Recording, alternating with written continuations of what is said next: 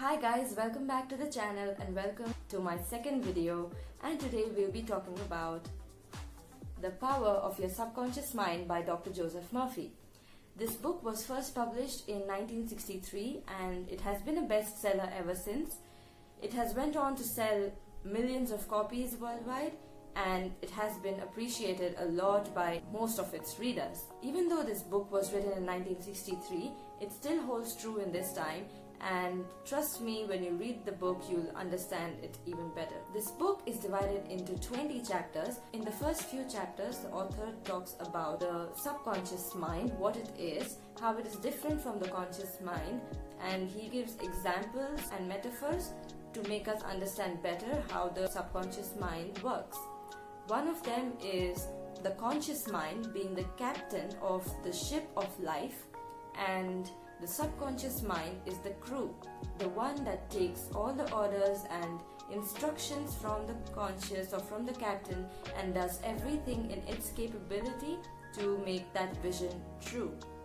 The subconscious mind does not reason or question, is very loyal and does every work that is given to it, every instruction that is given to it by the conscious mind to its fullest. Another metaphor that the author uses is of our mind being the rich soil, and the seeds that we sow in our mind are the plants that will grow. If we are sowing seeds of positivity, goodwill, happiness, and all the good things in life, then that's how our life will turn out to be. But if we sow seeds of anger, frustration, hatred, jealousy, then that is the direction that our life will also go into. In the rest of the chapters, the author explains about individual situations and circumstances in life and how to use the subconscious to overcome these obstacles or barriers. For example, how to use your subconscious for happiness, for harmonious relationships, for good health, for wealth, for overcoming fears, for coming out of bad habits. And I personally believe that we cannot live long enough to have all of the experiences that we could learn from, which is why it is very important to also learn from the experiences of others. And this book really gives us a lot of these experiences from people that we are familiar with and from people that we might not know. That really gives us an idea and insight on how these people have overcome their obstacles and how we can also do so. For me, the difference between a good self-help book and a great self-help book is that a great self-help book will give you ideas and techniques that can be used in our day-to-day lives, and the difference of which can be seen as soon as we start implementing them. And this book is a great self-help book. I came across this person who had this book for like just 4 days. This person hadn't touched a cigarette ever since, knowing that this person had been smoking 40 cigarettes a day for 30 years. It's really amazing, right? I also came across someone who was fearful, anxious, always failed exams, and this person conquered all of those and is doing really, really well in life right now. These are not examples that are mentioned in the book. These are just people that I've come across.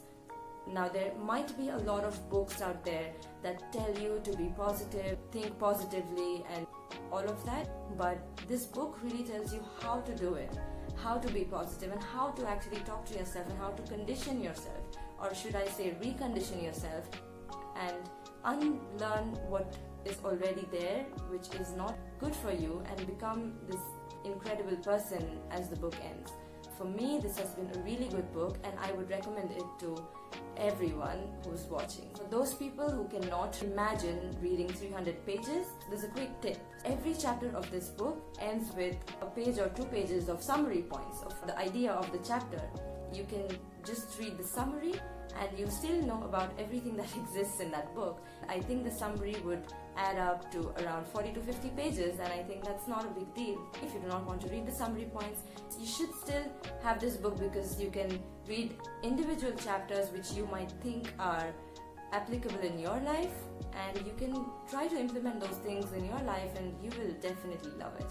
So thanks for watching. Make sure you like my video if you like this, and share this with someone who you think will be interested in this video. I would love to read your comments on this book, if you've read it, if you haven't read it, if you want to read it, if there's any other book that has changed your life that you think is similar to what I just spoke about.